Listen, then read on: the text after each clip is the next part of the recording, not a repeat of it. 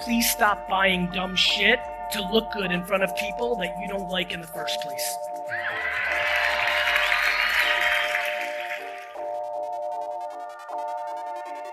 We now care so much about our time that the reason we don't unsubscribe from newsletters that we don't read anymore is because it takes longer to unsubscribe than it does to just delete. 7 minutes ago in the green room, I'm on the phone with executives at VaynerMedia. I'm getting texts of a scope that we expected to sign, failed, $1 million, literally counting on $1 million, gone, zero, not happening, right? Another pitch, we were in the final two, $8 million, didn't get it. Literally in 47 seconds back in the back room, I lost $9 million. And I'll be very frank with you, I'm fucking pumped about it. I think the final score is when you die. And I think the scoreboard is how many people show up to your fucking funeral. That is my poison. Parents paying for you, poison. Look, Gary, how am I supposed to live in New York then? Don't live in New York. Move to Ohio. Why are you supposed to live in New York? And by the way, you can. You can live in Astoria with 5 roommates. You can. When my parents came to this country with nothing, they lived in New York, they lived in Queens with 9 family members in a studio. That's what they could afford. Stanley, you're too fucking. What do you think should I do? I think you should stop relying on your parents. All right.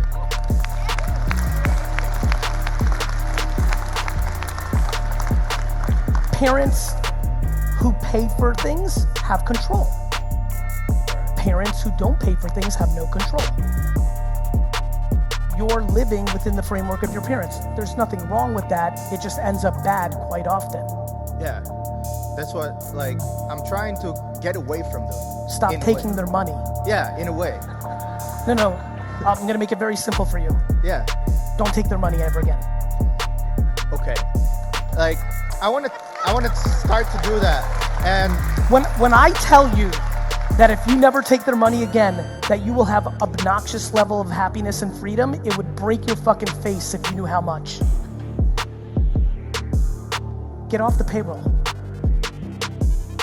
This is the greatest moment to be alive. There's more opportunity, there's more advancements. No shit, there's a billion things wrong. There always will be. What continues to keep me up at night in a good way is, my God, there's so much opportunity. World continues to grow. We've become incredibly adept at making us look a certain way in our social media versus what's really happening in our head. And that's something we've always done. We've always bought homes that were too big, cars that were too much, clothes that was too much, because we are unbelievably interested in other people's opinions about us versus our own opinions about us. My entire 4 years of high school. Why? I needed the time to hone my skills on my future and not figure out where Saturn was. So when I got home as a freshman in high school and the new Beckett baseball card guide would come out, I would lay in bed for 6 hours and memorize the prices on everything.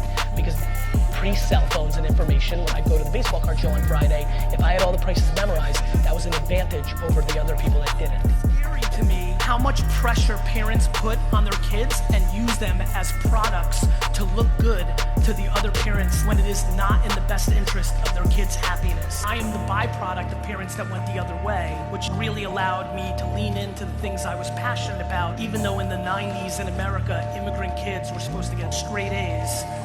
If you follow me on Instagram, you saw my report card, that thing is fucking ugly. I'm trying to do to the world what my parents did to me. All I'm trying to do with my popularity or my attention is create the shield for you to go to work tomorrow. Do not go to school tomorrow. Do not do what you normally do tomorrow. If you hated today's Monday, if you hated waking up today, if you loved the weekend, if you can't wait for Friday, and do one of those 4 or 5 things that I just told you. You either need to go to some Goodwill stores, buy some stuff and post it on eBay like we've talked about. Reach out to 5,000 people on Twitter that day that you admire and ask them if you can have a cup of coffee. Maybe on your call out Tuesday, you go to 6 interviews for different jobs that you've been holding off. Maybe on your call out Tuesday, you go and visit your grandmother or your dad and have that conversation that you needed to have. That's what I want to do with this video. I want to inspire a call out Tuesday, then action. I don't want to hear that you slept into 11:30 and just moped around and ate some fruity pebbles. Leave a comment below with what you're going to do on your call out Tuesday. I peed my bed until I was 12. Random fun fact, 12 years old. You're almost like a grown man at that point. And I'm still peeing my bed in the middle of the night. Think about that. And I turned out okay. So don't be scared about what happens in the first 12 years of your life. Bed. It's hard to be hungry. I'm confused that anybody's confused by this. Kids should be out there trying to lose. Everybody's trying to protect them. Losing is the foundation, 100%. Gotcha. I'm so glad. Hey. 3 words. Give me inspiration for any day I'm feeling down. 3 words. 3 words. You're gonna die.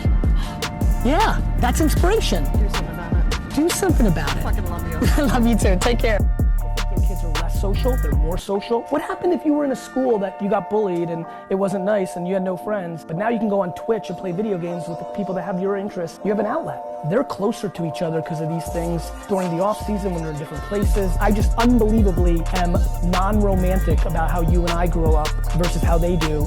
I'm just a big believer that humans are the greatest animal of all time and we adjust to our realities. And yeah, I just don't see it. My senior quote is, blindly listening to parents and teachers never fucking works. I actually sit and truly try to convince myself that I have lost one of the 5 most important people in my life, and that is the biggest thing I do that leads to the biggest happiness I have. Like, what? You didn't sell enough earrings today? Like, seriously though, people lack perspective. It's actually remarkably easy if it becomes the way you see the world.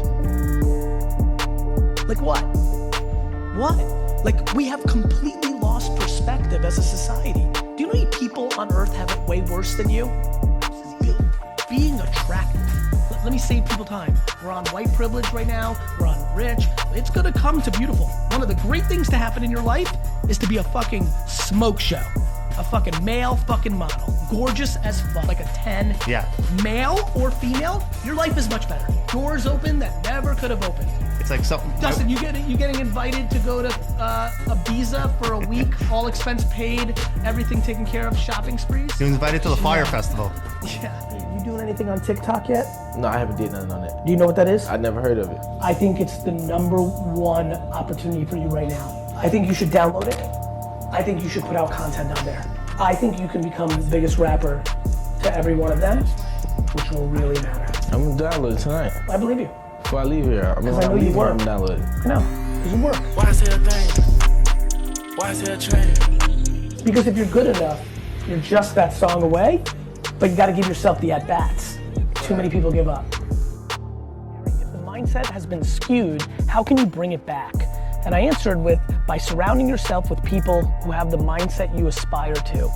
My friends, please understand that mindset is controllable in the same way that all our opinions are controllable.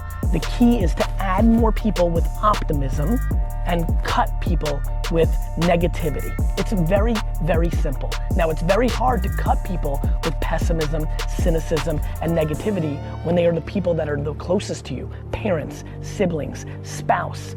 But the bottom line is, if you're asking the question, I'm gonna give progress on that, but it's going slower than I'd like. It's only made a couple $1,000. Only made a couple thousand. Oh my God. Punch him. How much did you have before? 0. You need to think about what other people think of you. I mean, if somebody says that you're dumb, you say, okay. Somebody says that Come up here. Come up here. Come up here. Come up here. You're the smartest girl here. Give me a hug. Thank you. If she knows, what's your fucking problem? Let's go. Good for you. Thank you. You don't really give a shit what people think of you, but what do you tell people that you care about when they tell you to maybe chill out or calm down or take it easy? How do you deal with that because you actually care about them? I tell them that I love that and I appreciate where they're coming from, but I have no interest in telling them how to live their lives, so I'd appreciate if they told me not how to live mine. Awesome. I'm the CEO of my company and don't have a prayer in getting hired by it. I do not have the grammar skills nor the math skills to ever be an employee of VaynerMedia, but I can run it. That level of self-awareness must be talked about. No, but it's funny that you just said that, like, I understand that about me. If there's a deeper understanding to why one owns something, then it's a movement I can get really behind once I get educated, because I'm desperately sad that people buy things to close emotional gaps. Why do you think that people do are getting distracted with consumer purchases, the car they can't afford. Because people are insecure and they need validation from others. And I think they use items to get validation from others. When I think about anything I buy, it's 100% for me. Even all the tchotchkes, the thrill of finding them at a garage sale, so for me. And I'm happy that I don't buy things for other people's opinions. Sit her down day after day, hour after hour, and not in dad way of like, hey daughter, don't care about the likes and followers. No, way deeper of like, let me tell you why the likes and followers don't matter. I'm telling you right now, as someone who did care and as someone who got down on myself because of the likes and the numbers, you have to tell her that that does not matter because it goes in waves. Summer happens, for example, kids are on their phones more, the likes will go up. School starts, the likes will go down because they're at school more. You have to eliminate her having any validation by engagement numbers or following count, because if you allow her to care about it, it's game on. On Facebook from friends I went to high school with, starting with, Gary, you're so lucky. I reply to every single one of them. Jan, great to see you again. You look great. Kid's super cute. P.S. I am super not lucky. For 8 years, in my 20s, I worked 15 hours a day, 7 days a week in my dad's liquor store. Let me remind you, Rick, remember when we graduated college and you went to the Jersey Shore every weekend and hooked up with chicks and drank beer? So many struggle with negativity is because they overvalue positive reinforcement. You're addicted to people telling you you're pretty. You're addicted to people telling you you're good at basketball. You're addicted to parents and teachers telling you you're a good student. You're addicted to opinions. Once you learn how to not overvalue somebody who's commending or complimenting you, is the second you go down the path of dealing with the reverse.